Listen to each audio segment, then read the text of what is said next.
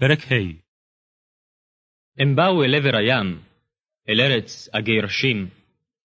אך יצא מן הסירה, והנה בא לקראתו איש מבין הקברים, ורוח טמאה בו.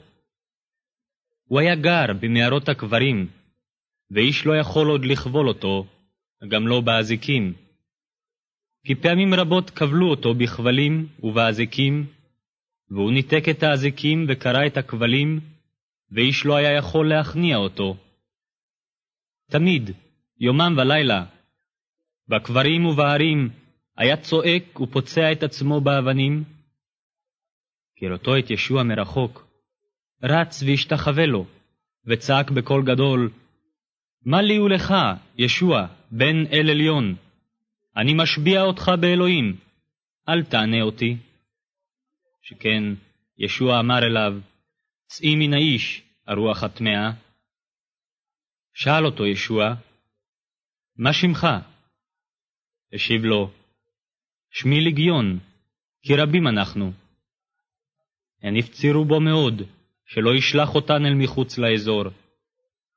עדר גדול של חזירים היה רואה שם סמוך להר, והן ביקשו מישוע, שלח אותנו אל החזירים, וניכנס לתוכם. הוא הרשה להן. יצאו הרוחות הטמאות, ונכנסו בחזירים, והעדר הסתער ממורד ההר אל הים, כ2,000 ראש טבעו בים. ברחו הרועים, וסיפרו את המעשה בעיר ובכפרים, והאנשים באו לראות מה שקרה. הם באו אל ישוע, וראו את אחוז השדים אשר דבק בו הלגיון, והוא יושב, לבוש, שפוי בדעתו. פחד נפל עליהם. האנשים שראו את המעשה, סיפרו להם מה שקרה לאחוז השדים, וגם את עניין החזירים.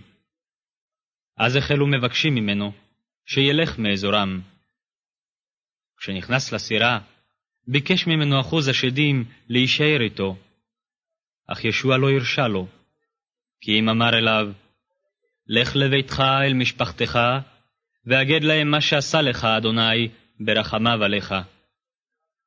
הוא הלך והחל להכריז ב10 הערים את אשר עשה לו ישוע, והכל תמהו. ישוע חזר בסירה אל הצד השני, והמון רב נאסף עליו בהיותו על שפת הים. בא אחד מראשי בית הכנסת, יאיר שמו, וכשראה אותו נפל לרגליו. התחנן אליו מאוד ואמר, ביתי נוטה למות, אנא, בוא ושים ידך עליה, כדי שהיא תתרפא ותחיה. ישוע הלך איתו, שאחריו הולכים המון רב ודוחקים אותו, ואישה זבת דם זה 12 שנה, שסבלה רבות בידי רופאים רבים, והוציאה את כל רכושה, ולא הוטב לה, אלא שהודורה לה. כששמע על אודות ישוע, בא אחריו בן ההמון, ונגע בבגדו, כי אמרה, אם אגע אפילו בבגדיו, אתרפא. בו ברגע התייבש מקור דמה, והיא חשה בגופה שנרפאה מן המחלה. מיד הבחין ישוע בתוכו, שיצא ממנו גבורה. פנה אלי המון ואמר, מי נגע בבגדיי? אמרו לו תלמידיו, אתה רואה את ההמון דוחק אותך, ואתה שואל, מי נגע בי? הוא הביט סביבו לראות מי עשה זאת. פחדה האישה ורעדה, כי ידעה מה שקרה לה. היא נקשה ונפלה לפניו, ואמרה לו את כל האמת. אמר לה, ביתי, אמונתך הושיעה אותך. לכי לשלום, והרפאי ממחלתך. עודנו מדבר, והנה באו אנשים מביתו של ראש בית הכנסת, ואמרו, בתך מתה, למה תטריח עוד את הרב? שמע ישוע את אשר דיברו, ואמר לראש בית הכנסת, אל תפחד, רק האמן. ישוע לא הניח לאיש להילוות אליו, חוץ מקיפה ויעקב ויוחנן אחי יעקב. וכאשר באו אל ביתו של ראש בית הכנסת, ראה המולה ואנשים בוכים ומייללים הרבה.